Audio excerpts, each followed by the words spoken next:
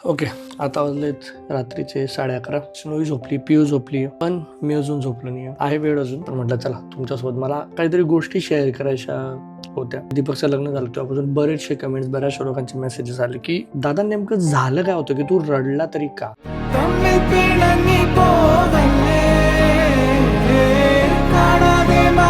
काही लोकांना त्याचं रिझन कळलं, पण काही लोकांना अजून इथे समजलं नाही. तर त्यांच्यासाठी ऍक्च्युली मला हे क्लॅरिफिकेशन म्हणा किंवा माझं मनातलं जे काय होतं ते मला सांगायचं आहे. आम्ही 3 भाऊ आहेत, आम्हाला बहीण नाहीये. माझ्या फॅमिलीमध्ये, पूर्ण फॅमिलीमध्ये मी पहिला इंजिनियर आमच्या खानदान मधला, असं तुम्ही म्हणू शकतात. माझ्या आधी माझे जे काका आहेत ते सगळ्यात जास्त शिकलेले होते, जे होते की ITI, आणि ते पुण्याला जॉबला होते. आणि माझ्या केसमध्ये असं होतं की मी जेव्हा खूप लहान होतो, जेव्हा मास्तर विचारतात ना मुलांना, लहान मुलांना, की तुम्ही काय बनणार मोठे होऊन, काय बनणार, मला जेव्हा विचारलं गेलं तेव्हा मी बोललो होतो तेव्हा की मला इंजिनियर व्हायचं मोठं होऊन. आणि मला काहीच माहित नव्हतं की त्याच्यासाठी काय करावं लागतं, काय नाही. कारण की मी घरात मोठा होतो, मला कोणीच गायडन्स देणार नव्हतं. माझ्या वडिलांना तर बिचाऱ्यांना, म्हणजे आई 3री शिकली, वडील 5वी शिकलेत, पण तरी त्यांनी आमच्यासाठी भरपूर काही केले. कधीच कुठल्या गोष्टीची कमी पडू दिली नाही. पण त्यांना एवढं माहित होतं की शिक्षणाचं महत्त्व भरपूर आहे, आपल्या 3 मुलांना शिकवायचं. त्यांनी खूप सपोर्ट केला. मी माझ्या परीने सगळ्या गोष्टी शिकत गेलो. स्वतः कुठले कॉलेजला ऍडमिशन घ्यायचं, सायन्स घेण्यासाठी काय लागेल काय नाही. 10वी पर्यंत शिक्षण सुरतला केलं, मराठी मीडियम मध्ये. तिथं 10वीला चांगले पर्सेंटेज आले, बाय गॉड ग्रेस खूप चांगले पर्सेंटेज आले. आणि तेव्हा मी ठरवलं की मी बाहेर शिकणार, पण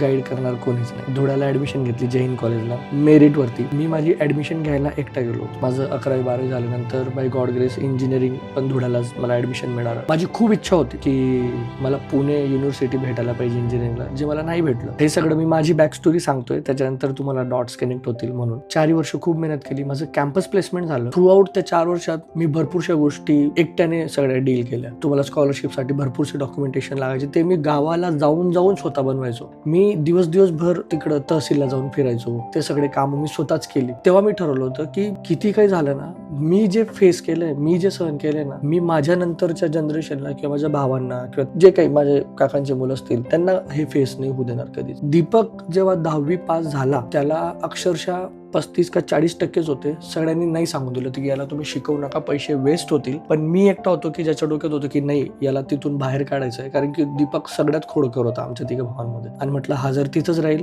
तर हा पण शिक्षणाला सिरियसली घेणार नाही आणि याचं आयुष्याचं पूर्ण वाटोळं होईल. आणि मी नुकताच माझी इंजिनिअरिंग झाली होती जेव्हा दीपकचं ऍडमिशन घ्यायची वेळ आली आणि माझं कॅम्पस प्लेसमेंट होऊन गेलं होतं. तर मी तेव्हा ठरवलं की ठीक आहे, मी जे काय असेल तुम्ही फक्त त्याचं डोनेशन भरून ऍडमिशन घेऊन द्या, मी बाकी सगळं बघून घेईल. त्याचं जे काही खर्च असेल, ते काही बाकीच्या असतील फॉर्मॅलिटीज वगैरे, फीज वगैरे. तसं त्याची डिप्लोमाला 10वी नंतर दीपकची ऍडमिशन झाली. BAPS स्वामीनारायण छात्रालय धुळ्याला, जिथं शिकलो. मला माहित होतं की या हॉस्टेलचं माझ्या आयुष्यात खूप योगदान आहे. इथून माझं आयुष्याचं पूर्ण कायापालट झालंय. म्हटलं दीपक पण इथं राहील तर त्याच्यात ते सगळ्या गोष्टी तो शिकेल तिथून, म्हणून त्याची ऍडमिशन त्या हॉस्टेलला घेऊन दिली. मी ज्या कॉलेजला शिकलो डिप्लोमाला, त्याला त्या कॉलेजला ऍडमिशन घेऊन दिली. डिप्लोमा झाल्यानंतर जेव्हा डिग्रीचं आलं, त्याने खूप मेहनत केली बाय द वे 3 वर्ष, आणि त्याला पुणे युनिव्हर्सिटीला ऍडमिशन मिळालं. मला सगळ्यात जास्त आनंद होता की चला ठीक आहे, मी जे नाही करू शकलो, मला जी इच्छा होती की ऍडमिशन भेटायला पाहिजे, मला नाही भेटली पण त्याला भेटली. डिप्लोमाला तो पुण्यात आला. पुण्यात पण जेव्हा तो राहायचा, मी तेव्हा खंबाला लागून गेलो होतो, तर मला माहित होतं की जर हा चांगला शिकून गेल, चांगल्या जॉबला लागून जाईल, तर याचं आयुष्य सेट होईल. त्याच्या शिक्षणापर्यंत थ्रू आउट आई बाबा ते होतेच, पण इथं पुण्यात राहून त्याला जे काही लागत होतं, त्याला मंथली एक्सपेन्स म्हणा किंवा त्याला जसं काही जे काही हेल्प असेल माझ्या साईडने मी सगळी केली.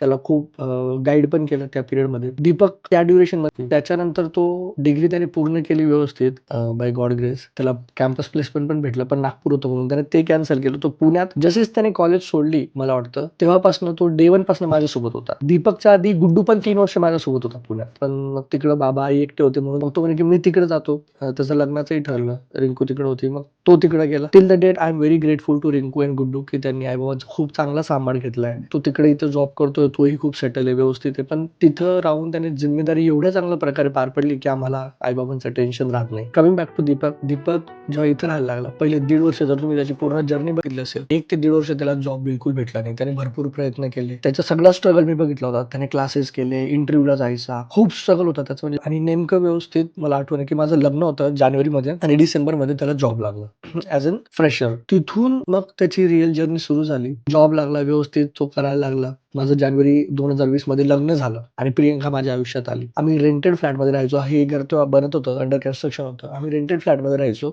दीपक पियू आणि माझ्यासोबतच आम्ही सोबतच राहायचो तेव्हा. ठीक आहे. म्हणजे आमचं लग्न झालं तेव्हापासून दीपक आमच्यासोबत होता. ही सगळी स्टोरी सांगण्यामागचं कारण हेच आहे, की दीपक माझ्यासाठी कधी असं लहान भावासारखं मी त्याला समजलंच नाही. ॲक्चुअली मी त्याला असं माझं छोटं बाळ असतं ना आपलं, जसं स्नोई आता माझी मुलगी आहे, तसं मी त्याला माझं एक लहान बाळ आहे आणि प्रियंकाने पण त्याला आईसारखंच प्रेम दिलं काय. म्हणजे आम्ही आई-वडिलांसारखेच त्याच्यावरती त्याला रागवायचो, त्याला समजायचो, त्याला प्रेम करायचो. तर त्याच्या सगळे अप्स एंड डाउन्स मी बघितले होते.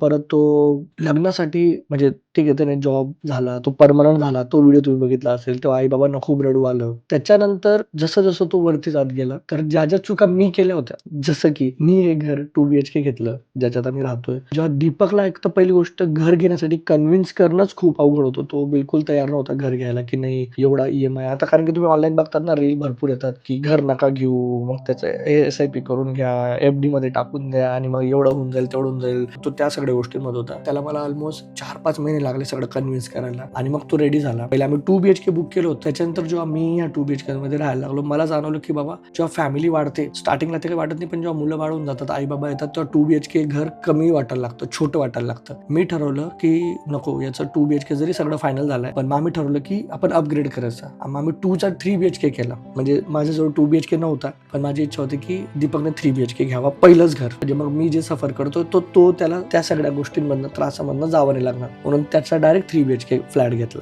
आणि त्याने तेही खूप चांगल्या प्रकारे केलं. सांगायचं तात्पर्य हेच आहे की 2020 पासून तो माझ्या आणि पियू सोबतच होता. त्याचे सगळे अप्स अँड डाऊन्स आम्ही बघितले होते. घर घेतलं. त्याच्यानंतर तो लग्नासाठी बिलकुल तयार नव्हता. बिलकुल म्हणजे बिलकुलच नाही. दरवेळेस आई यायची, मी त्याला समजायचो. तर त्याचे 2-3 वर्ष तो पण त्याच्या जागी बरोबर होता की तो मेंटली रेडी नव्हता, फायनान्शियली रेडी नव्हता आणि त्याला तेच वाटायचं की लग्न एक खूप मोठी रिस्पॉन्सिबिलिटी आहे. तो कसं करू शकेल? त्याला ती भीती होती कायम आणि त्याला त्याच्याहून पण मोठी भीती ही होती की जर त्याचा पार्टनर चांगला नाही आला तर कदाचित तो आमच्यापासून लांब चालला जाईल, फॅमिलीपासून लांब चालला जाईल किंवा त्याला ते झेपेल की नाही झेपेल. But by God grace touchwood Aboli आली त्याच्या आयुष्यात. जे त्याला जशी पार्टनर हवी होती त्याने ठीक आहे टाइम घेतला, पण त्याला जशी पार्टनर हवी होती, जशी त्याने इमॅजिन केली तशी पार्टनर त्याच्या आयुष्यात आली आणि तेव्हा तो लग्नासाठी रेडी झाला. सगळं जोडून आलं. अबोलीचे फॅमिलीचे सगळे खूप चांगले आहेत. आम्हाला जसं फॅमिली हवी होती, जशी मुलगी होती तशी मिळाली आणि दीपक त्याच्या लग्नाच्या आधी खूप चांगल्या प्रकारे सेटल डाऊन झाला. मी माझ्या लग्नानंतर मी आणि पियू आम्ही शून्यातनं सगळं केलं. म्हणजे आम्ही रेंटेड राहिलो 1 वर्ष. त्याच्यानंतर हा घर भेटला. मला तो खंत होतं की मी पियूला डायरेक्ट नव्या घरी म्हणजे या घरी नाही जाऊ शकलो आम्ही. गृहप्रवेश इथे नाही झाला. पण दीपक आणि अबोलीचा त्यांचा नव्या घरी डायरेक्ट गृहप्रवेश झाला लग्नानंतर. लॉंग स्टोरी शॉर्ट, ज्या गोष्टी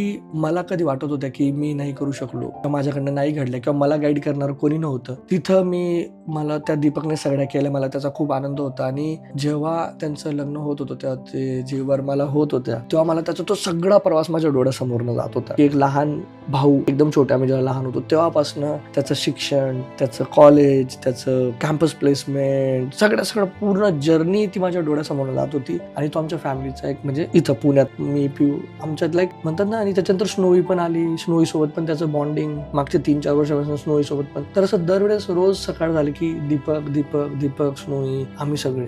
तिथं ते रिअलाइज झालं की ही मेड इट, की त्याने करून घेतलं सगळं व्यवस्थित. सगळा स्ट्रगल होता. एखाद्या बापाला असतं ना की आपल्या मुलीचं जेव्हा लग्न होऊन जातं आणि तिचं सगळं चांगलं होऊन जातं, तसं मला ती फिलिंग होती एका बापासारखी की माझ्या मुलाचं सगळं चांगलं झालं, व्यवस्थित सगळं कार्य पार पडलं आणि त्याने खूप चांगल्या प्रकारे केलं होतं आणि सगळं छान झालं. त्या आनंदाचे ते अश्रू होते ऍक्च्युली आणि त्याच्यात ते आणि दीपकलाही तेवढंच प्रेम आहे मलाही माहिती आहे. म्हणून मेहंदीला पण तो पण खूप भावूक झाला होता. सो कट शॉर्ट ही सगळी ती स्टोरी होती आणि म्हणून मी त्या दिवशी एकदम असा इमोशनल झालो. अजून एक गोष्ट मला याच्यात जी ऍड करायची ती म्हणजे तुम्ही सगळे आमच्या भावाभावांच्या प्रेमाची खूप तारीफ करतात, खूप वाहवाही करतात. बट विथ ड्यू रिस्पेक्ट आमच्या वडिलांचे संस्कार तर आहेतच. त्यांची खूप कृपा आहे, देवाची कृपा आहे. पण एक व्यक्ती आहे ज्याचं मी स्पेशली मला मेन्शन करायचं आहे ते म्हणजे पियू. लग्नानंतर मी बघितलं भरपूरसे घर तुटून जातात, जमत नाही, जुळत नाही. पण पियूने आमचं घर आहे ना असं एकत्र अजून जास्त प्रेम वाढलं आमच्या फॅमिलीमध्ये, एकोपा वाढला. सेम विथ रिंकूने तिकडची सगळी जबाबदारी घेतली. दोघं सुना महाजन फॅमिलीचं, पियू आणि रिंकू.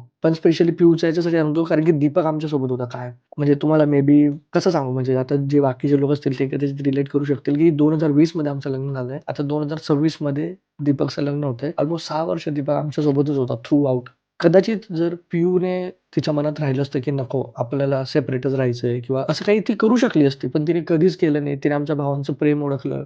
तिने तिने पण जसं तिला समजलं की दीपकला मी भाऊ नाही तर मुलासारखा वागतोय, तर तिने पण आईचा रोल घेतला तिथे. आईसारखं त्याला प्रेम दिलं, त्याची काळजी घेतली. माझ्या फॅमिलीला नेहमी जे काही सपोर्ट पाहिजे, एका मुलीची जी कमी होती आमच्या फॅमिलीमध्ये ती तिने पूर्ण केली. So special thanks to Piyu as well as Rinku. कारण की जर भावाभावांमध्ये प्रेम आहे, फॅमिलीमध्ये जर एकोपा आहे, तर कुठेतरी त्याचे श्रेय जे आहे ते जातं त्या घरातल्या सुनांना. कारण की त्या जर समजूतदार नाही राहणार तर मला नाही वाटत की घरात एकही राहील किंवा ते प्रेम टिकून राहील. तर आमच्या भावाभावांमध्ये जे प्रेम आहे त्याचं मेन श्रेय पियू आणि रिंकूला पण जातं, कारण की त्या तेवढ्या समजूतदार आहे. जर त्या नसत्या राहिल्या तर कदाचित हे सगळं जे तुम्हाला दिसतंय ते दिसलं नसतं. तर ही सगळी स्टोरी होती. आय नो कदाचित खूप लांब झालं असेल बोलणं, I am really sorry, but तुम्हाला ती बॅक स्टोरी सांगणं खूप गरजेचं होतं. We come from a very middle class family. माझे वडील अजूनही 12 तास काम करतात डाईन पेंटिंगमध्ये. ज्यांना माहित नसेल, डाईन पेंटिंगमध्ये जिथं साडी तयार होते, एवढी गरमी असते की तिथं तुम्ही कदाचित 30 सेकंद थांबू नाही शकणार. तिथं माझ्या वडिलांनी 30-35 वर्ष काढलेत, अजूनही काम करतात. म्हणून मी त्यांना सांगतो नेहमी की तुम्ही रिटायरमेंट घ्या. माझी आई,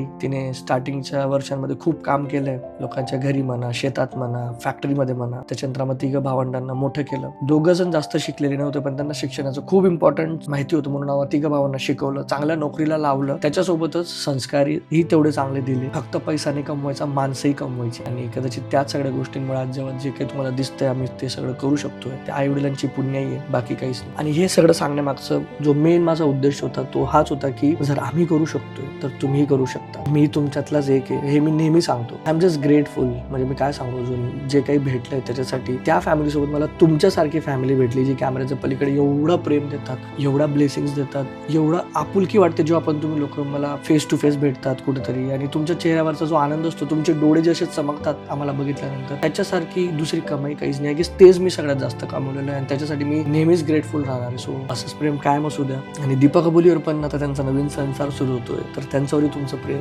कायमच असू द्या. तर ही सगळी स्टोरी होती.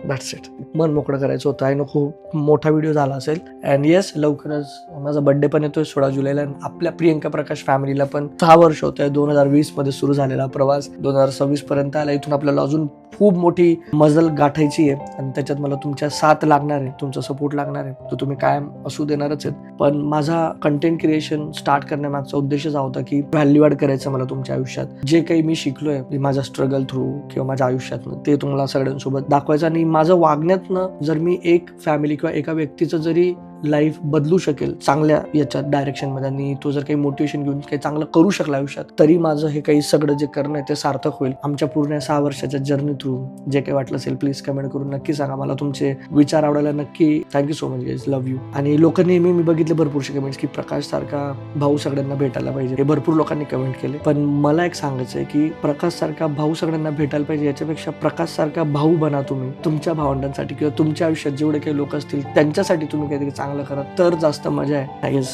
That's it. चलो, thank you so much guys, love you. See you in the next video.